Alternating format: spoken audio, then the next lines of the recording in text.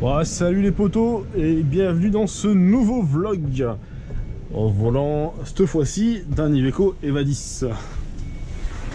Bon, je crois que c'est le car préféré de la toile celui-là en ce moment, hein, avec le mode sorti sur Homsi, tout le monde parle que de ça, c'est Eva 10, Eva 10, Eva 10, Eva 10.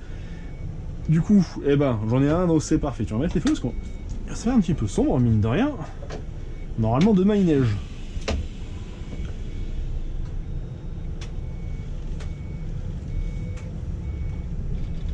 On va le laisser passer.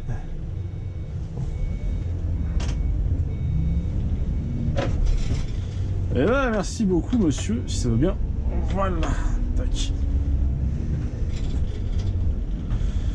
Bon, du coup, je vais profiter de cette vidéo justement pour vous parler un petit peu donc de l'Eva 10, enfin du moins vous donner mon avis en fait sur ce véhicule-là. Alors c'est mon avis perso, hein, donc ça n'engage que moi. D'autres chauffeurs vous diront qu'il est bien mieux que ce que je pense, d'autres diront au contraire qu'il est bien plus mauvais que ce que je pense. C'est français ça? Ouais, c'est pas terrible, hein. Ça fait local quand même, ça fait paysan, hein. Et ouais, nous, on est de l'Oisan, on est des paysans, on vous emmerde. Moi ma mère c'est ma cousine. Ah c'est sale, ah non, ah, bon non, bref, passons, arrêtons les blagues dégueulasses, hein, je respecte le monde paysan. Ouais, du coup, pour vous dire franchement, mon avis sur l'Eva 10, le nouvel Eva 10, celui d'Iveco, donc celui en ce moment, celui qui est sorti il y a pas longtemps sur Homsi. D'ailleurs, petit clin d'œil encore à Maxime qui a participé au développement du modèle 3D de ce bus. GG mon gars, t'as fait un super travail. Franchement, si vous voulez un car réaliste, allez-y, foncez, il vaut le détour celui-là. Franchement, il est bien fait, hein. Donc, mon avis sur le...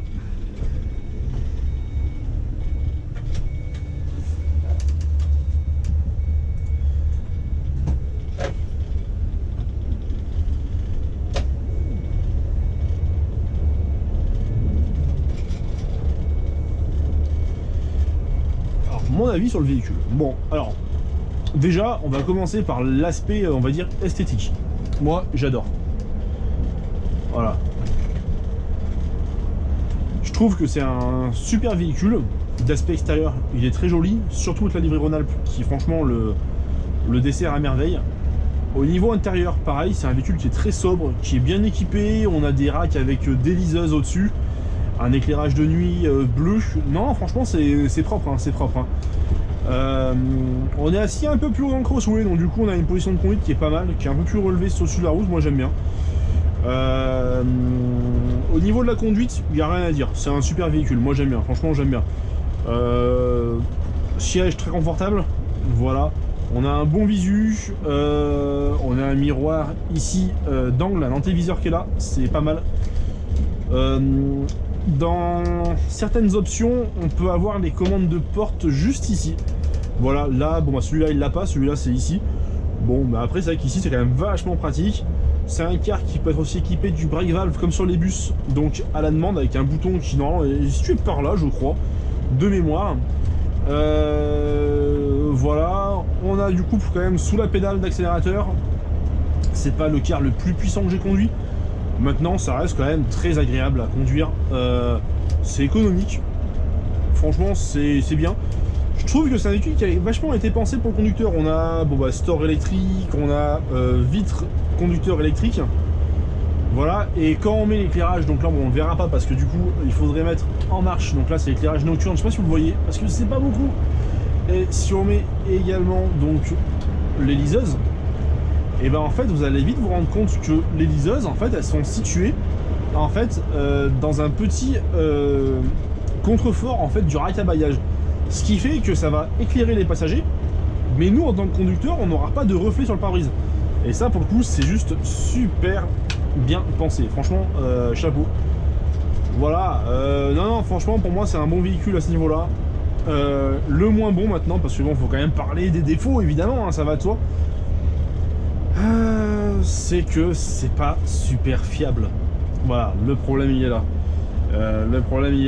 Donc j'ai posé la question à un mécanicien qui travaille donc sur ce modèle là depuis son arrivée donc chez VFD, ça veut dire depuis maintenant 2 ans.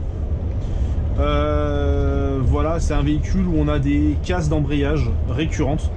voilà, qui interviennent des fois à moins de 10 000 km, ce qui en soi est juste ridicule parce que c'est un petit kilométrage. On a aussi donc des problèmes.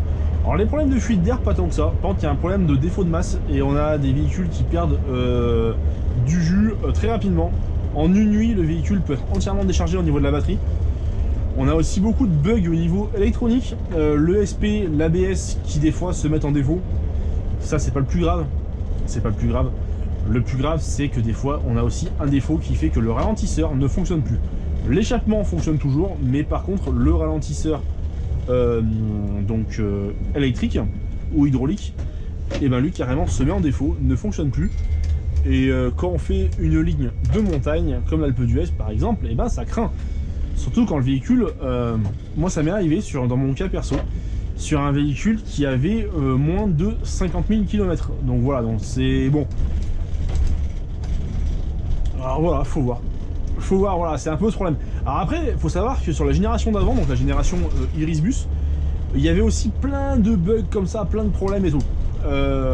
Dont les problèmes de fuite d'air. C'était un gros maladie sur ces véhicules-là. Et voilà, c'est un peu ce qui se passe sur ces véhicules-là, sur les véhicules Iveco et Irisbus, anciennement Irisbus. C'est que c'est des véhicules qui ont énormément, on va dire, de défauts de jeunesse. Énormément de défauts de jeunesse. Donc voilà. Donc ça fait des frais de réparation assez importants dès le début de vie du véhicule. Par contre, à leur défense, une fois que tous ces défauts de jeunesse là ont été résolus, ce sont des véhicules après qui deviennent relativement increvables. Bon, nous les Irisbus, quand ils sont arrivés, on avait des problèmes de joint de culasse sur les Crossway LE. Par exemple, des problèmes d'air et des problèmes d'électronique, pardon.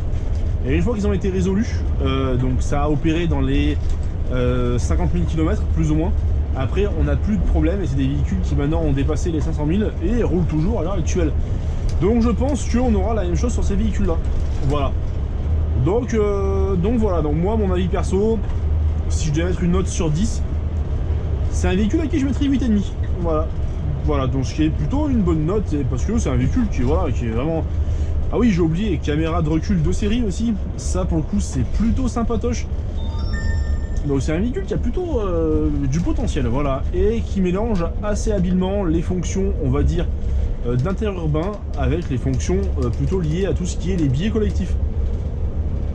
Donc ça c'est plutôt pas mal, hein, mais c'est même plutôt très bien d'ailleurs. Voilà, nous ici chez VFD on a choisi de prendre les sièges de base. Alors je vais vous montrer ici, donc les sièges comme dans les Crossway, comme dans les Recreo, c'est-à-dire sièges qui ne s'inclinent pas. Alors ça casse un peu le côté luxe, on va dire, entre guillemets, enfin luxe, ou du moins excursion de l'Evadis. Mais vu que nous on fait beaucoup plus de lignes régulières avec que de billets collectifs, c'est un choix qui s'est imposé comme étant logique pour éviter les dégradations à répétition sur les sièges. Et en cas de dégradation, c'est moins cher à changer que le siège inclinable avec les repose-pieds et tout le bazar. Donc voilà un peu le topo sur l'Evadis. Franchement c'est bien là-dessus, franchement c'est bien en tant que passager, c'est bien aussi, moi j'aime bien.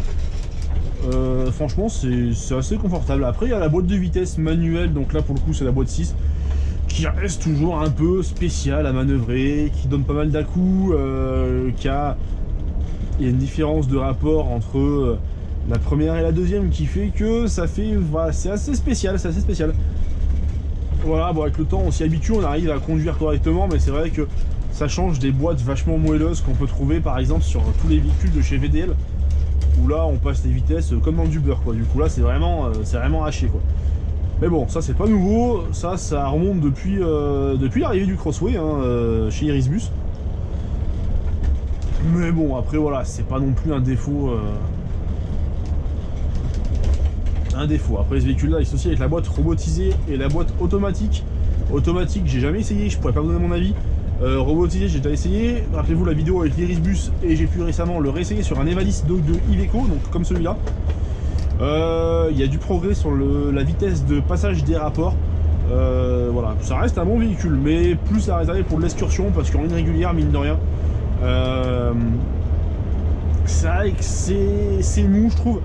Je trouve qu'on perd un peu de vitesse commerciale et on perd un peu d'agrément quand il faut faire des reprises en ville, quand il faut repartir d'un feu. repartir d'un arrêt de bus pour s'arrêter 500 mètres plus loin à l'arrêt d'après, voilà, je trouve quand même que voilà. Mais pour l'entreprise qui fait de l'excursion, qui fait du billet collectif, ça peut être un bon deal. D'ailleurs, l'Evadis peut être un très bon véhicule pour faire des voyages, même à la journée, en petit, ce que j'appelle le petit international. Par exemple, aller à Turin pour la journée, aller après, nous, par exemple, aller à Marseille, monter à Paris, voilà, en restant sur le national. C'est un véhicule qui peut faire le taf, puisque dans sa version vraiment haut de gamme, on peut l'équiper avec des sièges en cuir, des tapis, téléviseur, lecteur DVD, lecteur Blu-ray. Franchement, pour le coup, c'est un véhicule qui est assez plaisant. Moi, j'avais conduit le Crossway à l'époque, version luxe, avec les portes comme ça qui sont un petit peu carrossées, les rétros. Et le Crossway, quand j'avais vu ça, moi j'ai halluciné, parce que c'était vraiment un Crossway tout équipé pour le tourisme, avec justement les tapis, les sièges en cuir et tout. Et c'est vrai que ça fait waouh, ça fait envie quoi, ça fait envie. Il a même au fond les petites tablettes. Donc voilà. Et pour finir sur l'Evadis, j'ai vu récemment une vidéo d'un de mes collègues youtubeurs dédié au transport qui présentait sur un salon, alors je sais pas si c'était pas à Bus World ou je sais plus trop où c'était, voilà, qui nous présentait en fait l'Evadis avec, comme sur les Iliad de l'époque, en fait, une porte tout au fond à l'arrière. Et ça, je trouve ça pas mal, puisque ça libère un espace immense en termes de soute. Et ça permet en fait aux clients d'accéder directement aux soutes du côté droit. Donc quand on est en excursion, ça évite aux gens d'aller côté gauche sur la route pour prendre leur valise. C'est plutôt pas mal. Voilà, et sur les grandes routes là-bas, c'est beau, là, ça commence à être sympa. Ça commence à être sympa. Avec la neige là, c'est vrai que ça commence à être beau, hein, franchement bien.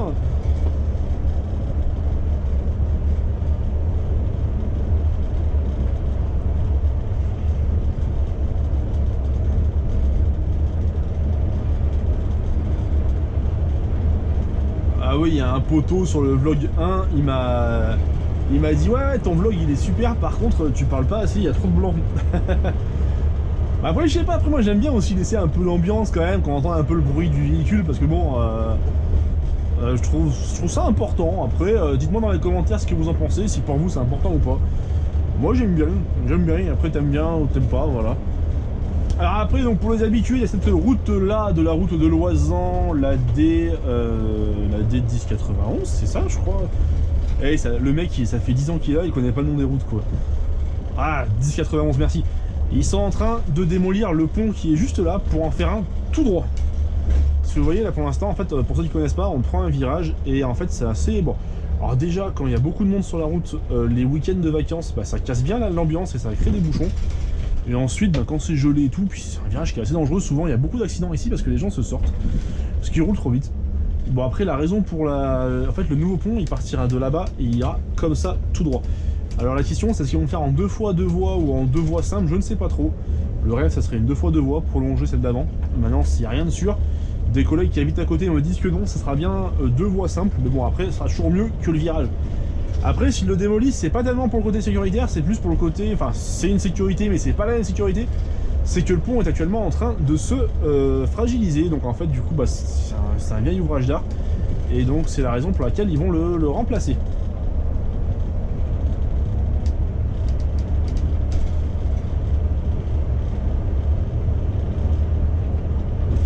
J'ai vu aussi que par rapport au premier vlog, il y a beaucoup de gens qui ont débattu sur des forums sur le fait, pour le fameux virage en fait. Alors ceux qui l'ont pas vu, je vous invite à aller le voir. Vous allez voir, il y a un des virages de l'Alpe d'Huez où j'ai croisé un poids lourd. Et beaucoup de gens m'ont dit, mais ouais, mais t'aurais dû t'arrêter. Alors, j'en ai parlé avec un collègue juriste en code de la route, mais également avec des amis qui sont chauffeurs routiers, parce que du coup, oui, j'ai des potes routiers. Hein. Donc voilà. Et ils sont d'accord avec moi sur le fait que j'étais dans mon droit, puisque là où j'étais, il m'était impossible de voir le camion, et quand le camion est entré dans le virage, j'étais déjà engagé. Donc à partir de là, priorité ou pas, c'est priorité à celui qui est engagé. Voilà.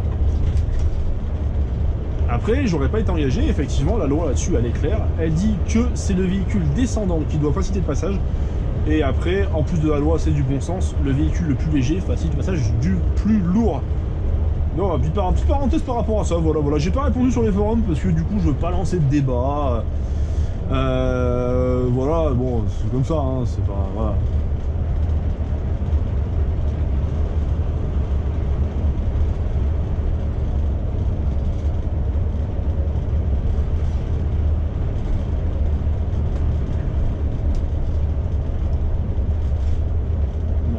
mentir quand même, parce que les distances de sécurité, il faut quand même les respecter, surtout en car. Tac, on va le laisser reprendre tranquillement de l'allure devant. Tac. Là, on peut rester en 6ème du coup, hein, parce que pour le coup, c'est un véhicule qui est assez coupleux, voilà, et ça permet d'abaisser la consommation. Là, si on fait défiler sur l'écran, je sais pas si on va le voir. Normalement, oui, y a pas de raison, hein, mais... Voilà, là, j'accélère, on est à 29 litres au 100. Ce qui en soi, pour un véhicule de 19 tonnes de PTAC, est pas mal. Bon, là, à vide, on est sur... Voilà, à vide, on est sur du 10 ou 12 tonnes, je crois. Donc, mine de rien, ouais, ça va, c'est une bonne consommation, hein, franchement. Bon, là, il y a le virage, du coup, on va peut-être pouvoir passer la 5ème quand même, n'abusons pas, mince alors. Et voilà, les gars, c'est la fin de cette vidéo. Enfin, surtout la fin de ce trajet.